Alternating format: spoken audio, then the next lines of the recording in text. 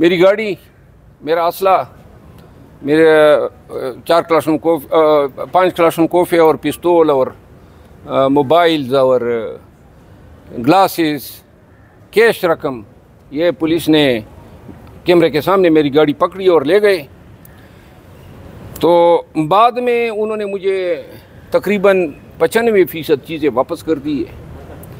آج میں نے SHO سیکریٹریٹ کو کہا ہے کہ یہ 5% نہیں، رتی برابر بھی چیز میں نہیں چھوڑوں گا۔ اگر مجھے نہیں ملی آج رات تک تو میں کل صبح ذمہ دار افسران کے خلاف عدالت سے رجوع کر رہا ہوں اور ان پہ میں ڈکیتی کے پرچے کی درخواست دوں۔ اب وہ کمر کس لو، اسلام آباد پولیس کو کہتا ہوں، اب ثابت بھی کرو یہ جرم جو آپ نے ہم پہ لگایا۔ نہیں ثابت کرو گے تو میں آپ کے سامنے بتا رہا ہوں IG صاحب کو کہ 193 کا استغاثہ آپ کے اور آپ کی اس ٹیم کے خلاف دائر کر رہا ہوں، اور اس کی اتنی سزا ہے جو جن الزامات کی انہوں نے ہم پہ دعوے داری کی ہے۔ اچھا مروت صاحب، 95% جو سامان ہے آپ کو وہ آپ کو لوٹا دیا گیا ہے، 5% ایسی کون سی چیزیں جو اب تک آپ کو نہیں؟ کیش رقم نہیں آئی ہے، پاور بینک نہیں آئے ہیں، گلاسز نہیں ہیں، اور ایک ٹوتھ برش نہیں ہے۔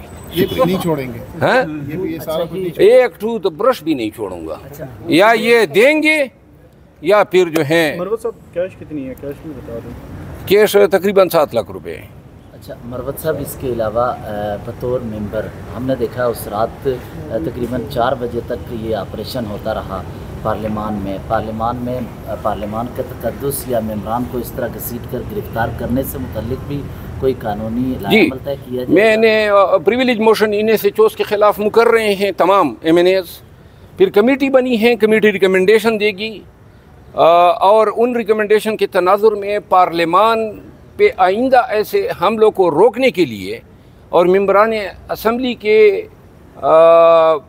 احترام کو ملحوظ خاطر رکھنے کے لیے قانون سازی کی جا رہی ہے، تاکہ صرف یہ نہ ہو کہ قانون یہ کہے کہ جی ان کا یہاں اس پارلیمنٹ لاجز میں داخلہ ممنوع ہے، اگر کوئی اس کو وائلیٹ کرتا ہے تو پھر اس کو سزا بھی ہوگی۔ لہذا سزا کا ایلیمنٹ نہیں تھا، تو اس سزا کو دلوانے کے لیے تمام party, people party, MQM، JUI، PTI اور PMLN اور دیگر جو چھوٹی پارٹی ہیں سب اس پہ ایگری کر گئے ہیں، تو لہٰذا یہ قانون سازی ہو رہی ہے۔ DIG پہ بھی کوئی ایکشن لے گے؟ جنہوں نے 9mm نکال کے آپ کے سامنے رکھا، اس پہ بھی آپ کچھ کرنے جا رہے ہیں؟ جی، میں اپنی لیگل ٹیم کے ساتھ اس پہ ڈسکس کر رہا ہوں۔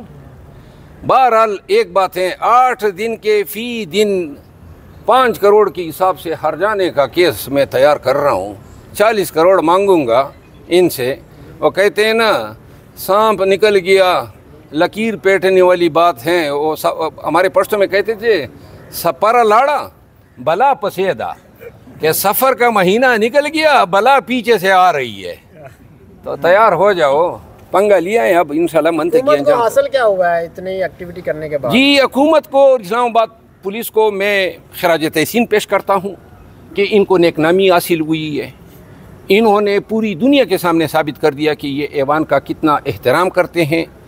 میں نے اسپیکر صاحب کو کہا، میں یہ پارلیمان میں ہم معزز ممبر کی بات کرتے ہیں، تو معزز ممبر کی جو اعزاز اور جو تکریم اور احترام ہوا وہ پوری دنیا نے دیکھا۔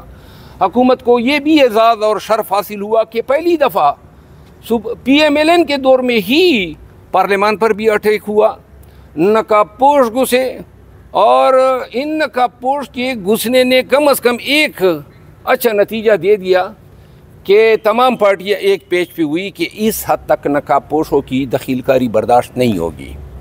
باقی جو ہے حکومت وقت اتنے اعزازات سمیٹ رہی ہے، پاکستانیوں کی ہمدردی انہوں نے حاصل کر لی، شیر افضل کو گھسیٹ کے اور زبیر خان کو پکڑ کے گھسیٹ کے اور بیرسٹر گوہر کو جو ہیں دھکے دے کے، واہ واہ جے کار ہونی چاہیے ان کی۔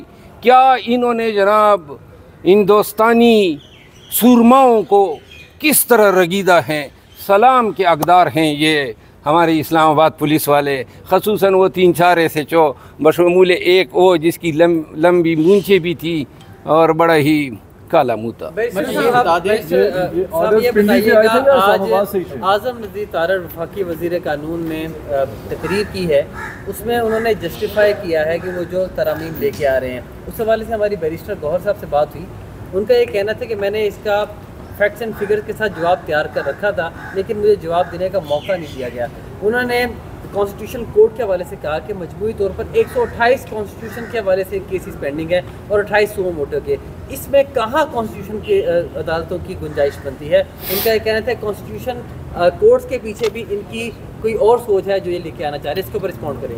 میرا خیال یہ ہے اچھی بات کو اچھی اور بری بات کو بری کہنا چاہیے، قطع نظر اس کے کہ اچھی بات کون کر رہا ہے یا اچھے امینڈمنٹ کون لا رہا ہے۔ بیرسٹر گور صاحب کل زیادہ تر چونکہ اس کمیٹی کے حصے ہیں وہ ہم سے زیادہ معلومات رکھتے ہیں، لیکن یہ جو ترامیم آ رہی ہیں یہ ابھی تک سنی سنائی باتیں ہیں، کوئی ورکنگ پیپر کسی نے نہیں دیکھا ہے، نہ بیرسٹر گور صاحب نے دیکھے ہیں، نہ خواجہ آصف صاحب نے دیکھے ہیں، نہ کسی اور کیبنٹ منسٹر نے دیکھے ہیں، زبانی باتیں ہیں۔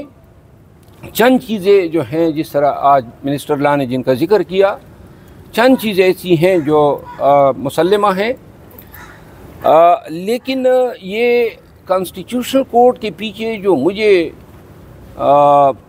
اندیا نظر آتا ہے وہ یہ ہیں کہ وہ سپریم کورٹ آف پاکستان کو ڈیوائیڈ کرنا چاہتے ہیں، اور ڈیوائیڈ جو ہیں وہ اس لیے کہ ان کا موقف یہ ہے کہ فوجداری، دیوانی اپیلیں، سروس اپیلیں، ٹیکس اپیلیں، یہ تمام سول ورک اور کرمنل ورک جو ہیں ایک اپنا لوڈ رکھتے ہیں۔ کانسٹیٹیوشنل سائٹ پہ جو آرٹیکل 199 میں ہائی کورٹ ڈیسائیڈ کرتی ہیں یا سپریم کورٹ کی اپنی کانسٹیٹیوشن جورسڈکشن ہے آرٹیکل 184(3) میں، یا پھر ایڈوائزری جورسڈکشن ہے، تو ان کا موقف یہ ہے کہ اس کے لیے کانسٹیٹیوشنل کورٹ ہونی چاہیے۔ اس سے یہ ہوگا ان کی رائے میں کہ سپریم کورٹ اختیارات کے لیے اتنی ایک مطلق العنان ادارہ نہیں ہوگا، کیونکہ کانسٹیٹیوشنل کورٹ کانسٹیٹیوشنل میٹر کے ساتھ ڈیل کرے گی، کرمنل اور سیول میٹر کے ساتھ موجودہ سپریم کورٹ ڈیل کرے گی، دوسری کو کانسٹیٹیوشنل کورٹ کہا جائے گا۔